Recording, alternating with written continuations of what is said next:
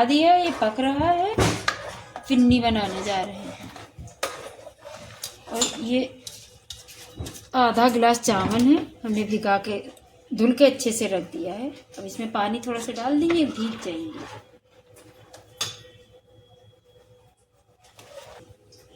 धुल के इसको अभी लाए हैं, 5 मिनट तक इसको भिगा लेंगे, फिर मिक्सर चला दीजिएगा। ये दूध पक जाएगा अच्छे से तब।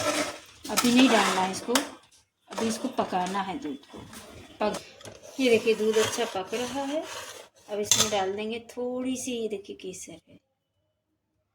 अब इसमें डालेंगे थोड़ा से इलायची पाउडर। और इसको पका लेंगे।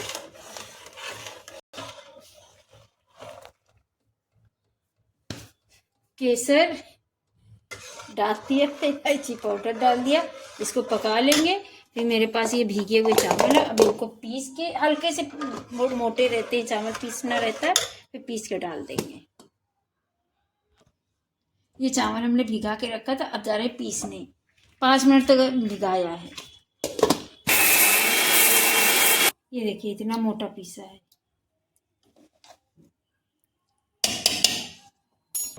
ये हमने पीस लिया है। पीस के अब इसको पकने और थोड़ा सा दूध पका लेंगे, फिर डाल देंगे।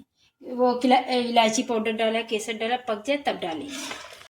ये देखिए इसमें निकाले ले रहे हैं। अब इसमें डाल देंगे। ये देखिए, चला जरूर दीजिएगा, नहीं एक जगह जो है गुट्ठल बन जाएंगे। चलाना जरूरी है, हाथ नहीं रोकिएगा इस टाइम।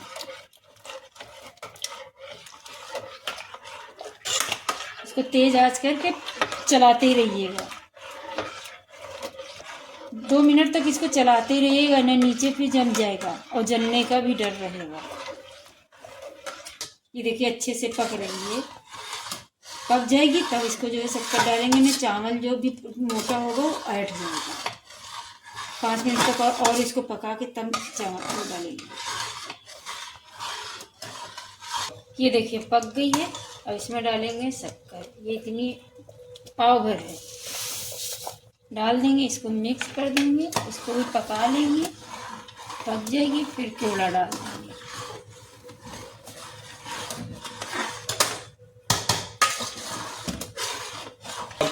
ये देखिए पक गई अच्छी। ये देखिए अब इसमें थोड़ा सा डाल देंगे केवड़ा।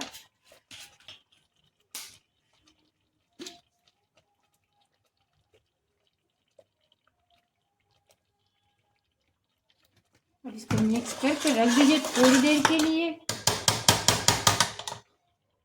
गैस बंद कर रहे हैं, ठंडा हो जाए फिर दिखाते हैं आगे थोड़ा से। ये देखिए हमने खोल के रखी है, ठंडी हो जाए थोड़ा से फिर आपको दिखाते हैं। ये देखिए निकाल रहे हैं।